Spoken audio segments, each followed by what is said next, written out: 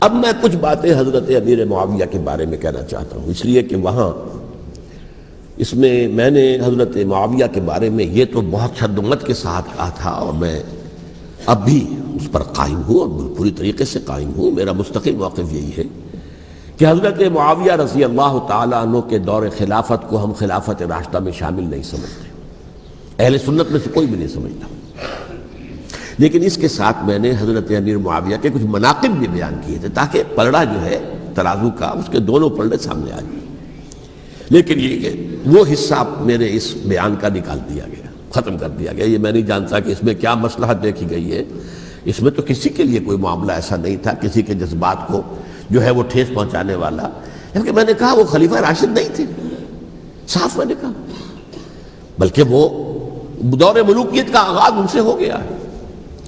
بلکہ جب ایک صاحب نے یہ کہا کہ کربلا کے بعد سے دور ملوکیت آ رہی تھی، تو میں نے کہا نہیں جناب، دور ملوکیت تو 20 سال پہلے پوری ہو چکی تھی، شروع ہو چکی تھی۔ حضرت امیر معاویہ کے بھی 20 سال جو ہے وہ دور ملوکیت میں شمار ہوتے ہیں۔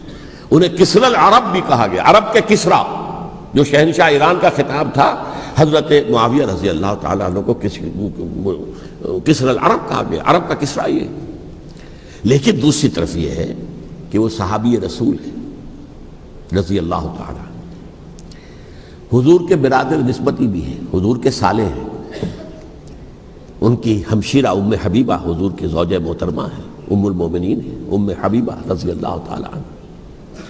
پھر کس قدر معتمد علیہ تھے حضور کے کہ کاتبان وحی میں شامل تھے، وحی کی کتابت کرنے والے چند لوگ تھے جنہیں کہ حضور کہتے تھے کہ اب یہ آیت لکھ لو، ان میں سے ایک امیر معاویہ بھی رضی اللہ تعالیٰ۔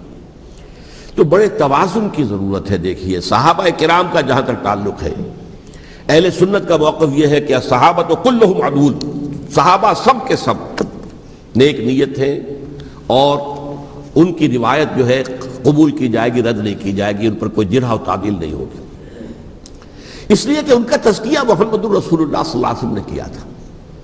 لہٰذا یہ تو ہو سکتا ہے کہ کسی صحابی سے کوئی خطا ہو جائے، لیکن وہ خطا اجتہادی ہوگی، نیت کی خطا نہیں ہوگی، نیت کی غلطی نہیں ہوگی۔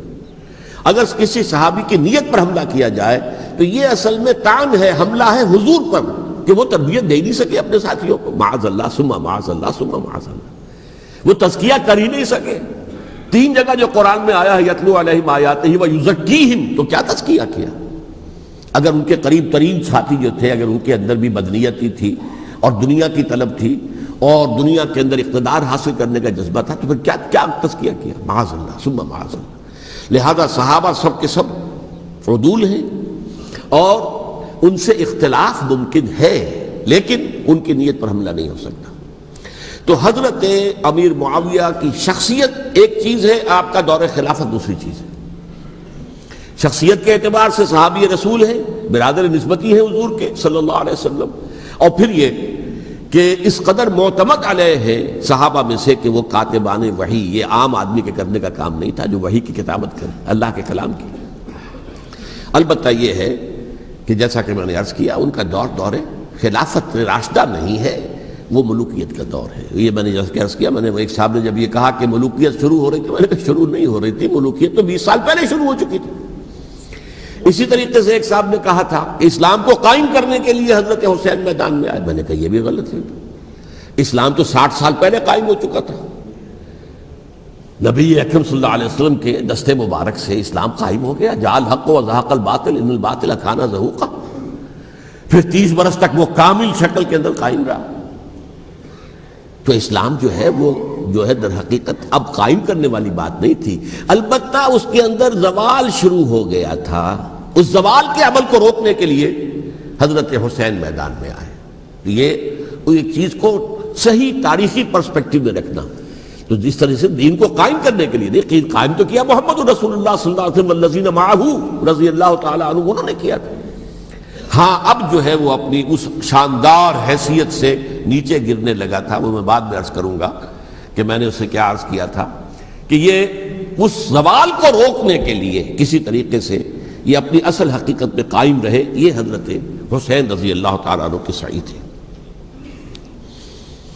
اچھا، حضرت امیر معاویہ کے جو 20 سال ہیں وہ پورے امن، سکون، اطمینان، کوئی جھگڑا، کوئی فساد، کوئی اختلاف، کوئی باہمی فانہ جنگی، کچھ نہیں، 20 سال. یہ بھی تاریخ کی بڑی چشم کشا حقیقت ہے جو عام طور پر لوگوں کے علم میں نہیں ہے. سبائی بھی دبکے رہے. حضرت امیر معاویہ کی حکومت اتنی مضبوط تھی, کنٹرول, کہ ان کو کچھ سر اٹھانے کا موقع نہیں ملا.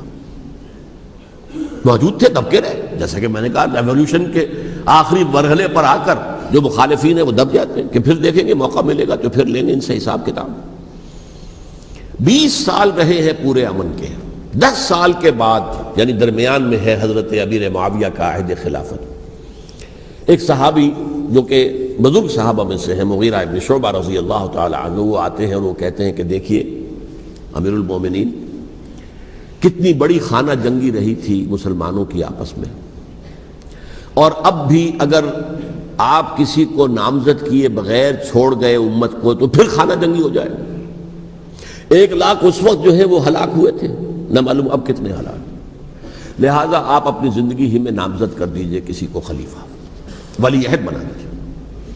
حضرت امیر معاویہ نے ابتداءً جو ہے انکار کیا نہیں, لیکن ان کے دلائل ایسے تھے وزنی, اور میں سمجھتا ہوں کہ وہ بات صحیح تھی جو مغیرہ ابن شعبہ نے کہی, اس لیے کہ اب صحابہ کرام میں سے جو کبار صحابہ تھے وہ تو سب دنیا سے رخصت ہو چکے تھے. اب تو یا صغار صحابہ رہ گئے تھے جو حضور کے زمانے میں بچے تھے, حضرت حسن, حضرت حسین, عبداللہ ابن زبیر, یہ بچے ہی تھے نا, یا تو وہ تھے, اور یا بالکل نو مسلم تھے. اور نو مسلموں میں بڑی تعداد وہ تھی جو ایرانیوں کی تھی, شامیوں کی تھی, ادھر کی تھی, ادھر کی تھی. تو ان کو تو ظاہر بات ہے کہ تربیت نبوی سے کیا خلافت راشدہ سے بھی اکثر و بیشتر کو کوئی حصہ ملا ہی نہیں تھا. تو اس صورت میں اب وہ اعلیٰ ترین معیار پر حکومت کے نظام کو قائم کرنا ممکن نہیں ہے. کوئی قبائلی عصبیت جب تک حکومت کی پشت پر نہیں ہوگی, حکومت مستحکم نہیں ہوگی. یہ گویا کہ ایک جس کو کہتے ہیں کہ حقیقت بینی, واقعیت پسندی, ایک آئیڈیلزم ہے اور ایک ریئلزم ہے کہ آپ فیکٹس آن دی گراؤنڈ کو غور کریں, سوچیں اس کے اوپر اور پھر کوئی فیصلہ کریں. اس اعتبار سے پھر حضرت امیر معاویہ نے بات مان لی اور بیعت لے لی لوگوں سے حضرت یزید کے لیے کہ یہ خلیفہ ہوں گے میرے بعد. اس کو ولی عہدی کہتے ہیں.